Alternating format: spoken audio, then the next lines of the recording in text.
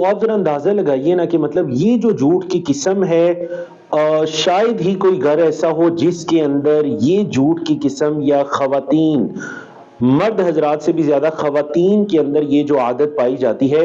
حضرت عبداللہ بن عامر فرماتے ہیں کہ ایک مرتبہ اللہ کے رسول صلی اللہ علیہ وسلم ہمارے گھر تشریف لائے، تو آپ صلی اللہ علیہ وسلم جب آئے تو میں نے ارادہ کیا کہ میں باہر نکلوں۔ جب میں نکلنے لگا تو میری والدہ نے مجھے بلانے کے لیے کہا کہ تعال اعطیک، میرے بیٹے ادھر آؤ میں تمہیں کچھ دوں۔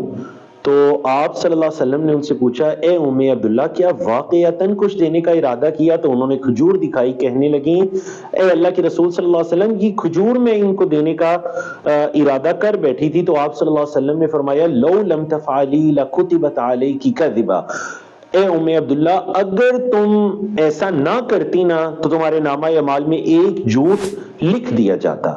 تو دیکھیں نا، ہم اپنے بچوں کو بہلانے کی خاطر دن میں کتنے جھوٹ بولتے ہیں۔ آپ صلی اللہ علیہ وسلم نے فرمایا کہ اگر تم کھجور دینے کا ارادہ نہ کرتی، ویسے ہی بہانے سے بلایا ہوتا تو تمہارے نامہ اعمال میں ایک جھوٹ لکھ دیا جاتا۔ تو اس سے بھی ہمیں بچنا چاہیے۔